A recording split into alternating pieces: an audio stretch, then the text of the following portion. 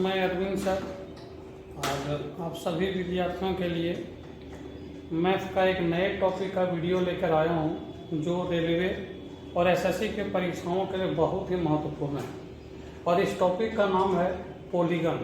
Polygon का मतलब समझ रहे होंगे बहुभुज। ये बहुत ही अलग टॉपिक्स है, लेकिन परीक्षा में हमेशा क्वेश्चन पूछे जाते हैं और हमेशा क्वेश्चन में विद्यार्थी इसमें फंसते हैं।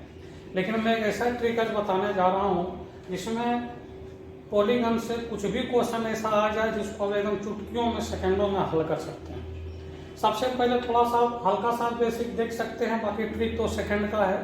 ट्रिक में कुछ वैसा है ही नहीं जो आपको हम बताएंगे टाइम लग जाए, लेकिन थोड़ा सा बेसिक आप समझ सकते हैं। जैसे यदि हम लोग देखें कि ये पॉलीगन है तो पॉलीगन में भुजाओं की संख्या आपको मैक्सिमम ज्ञात करने देता है। अब जितने भुजा इसको ले सकते हैं, आप देख सकते हैं ये हम लोग का पॉलीगन है। इसमें से हमेशा दो प्रकार के एंगल की चर्चा करता है। एक इंटीरियर एंगल देख रहे हैं, बाह्य कोण लिखा हुआ है और अंतः कोण लिखा हुआ है। मतलब एक इंटीरियर एंगल हो गया और एक एक्सटीरियर हो गया। जैसे यदि इसको हम ऐसे बढ़ा दें तो ये हम लोग का बाह्य कोण हो गया, ये हम लोग का अंतः कोण हो गया। इसको भी यदि हम लोग बढ़ा दें तो यहाँ भी हम लोग का ये बाह्य कोण हो गया और ये हम लोग का अंतः कोण हो गया। हम लोग को इसमें जो दिया हुआ है वो बाह्य और अंतः कोण का अनुपात दिया हुआ है। जैसे ये हम लोग का बाह्य का 1 दे दिया है और ये हम लोग का 4 दे दिया है।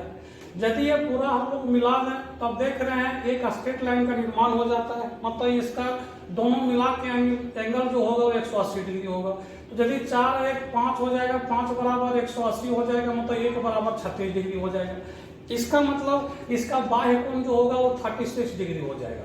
तो पॉलीगन का जितने भी आप बाह्य एंगल आप देख रहे हैं, जितने हम लोग यहाँ बढ़ा दें, यदि उसके सभी बाह्य एंगल को हम लोग जोड़ दें तो उसका मान जो होता है वो 360 डिग्री होता है।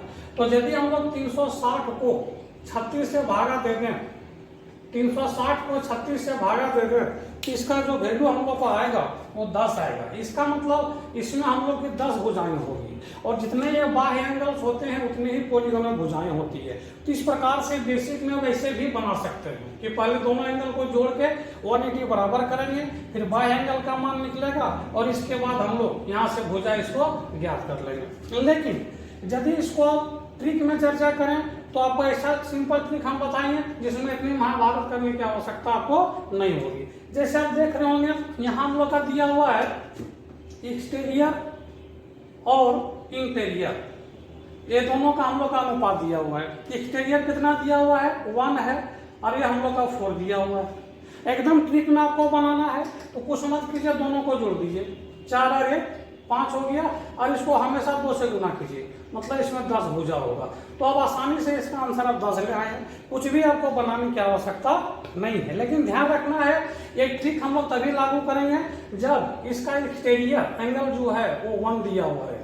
यदि 1 नहीं है तो आगे क्वेश्चन हम लोग देखते हैं। जैसे क्वेश्चन नंबर 2 में देखिए, किसी बहुभुज में बाह्य तथा अंतः कोण का अनुपात 1:3 है।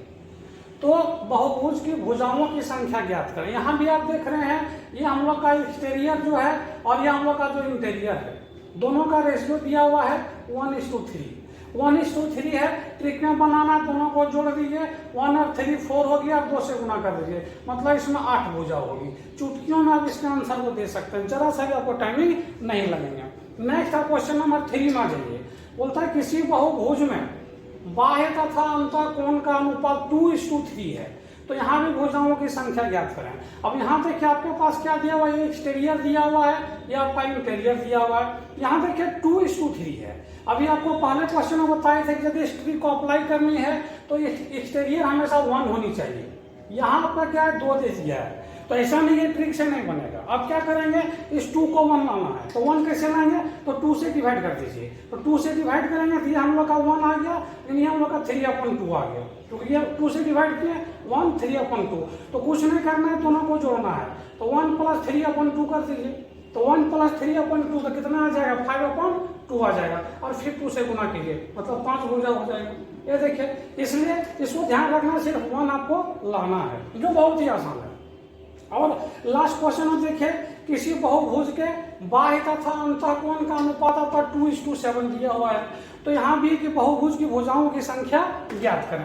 अब यहाँ भी देखिए आपके पास जो एक्सटीरियर है और आपके पास जो इंटीरियर है, यहाँ भी आपको 2:7 दिया हुआ है। तो आपको पहले 1 लाना होगा, तो 2 से डिवाइड कर दीजिए, इसका मतलब 1 हो जाएगा और 7/2 हो जाएगा।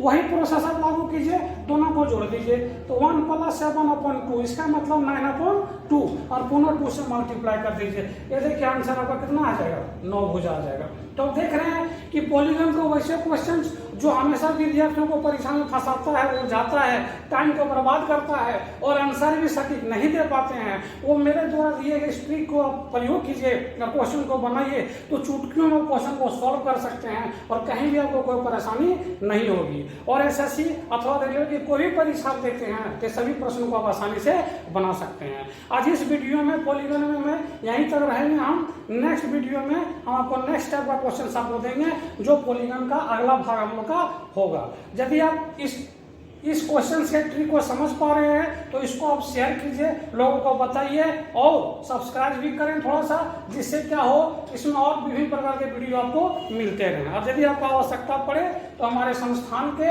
ऑनलाइन अथवा ऑफलाइन कोई भी कक्षाएं आप ज्वाइन कर सकते हैं। जय हिंद।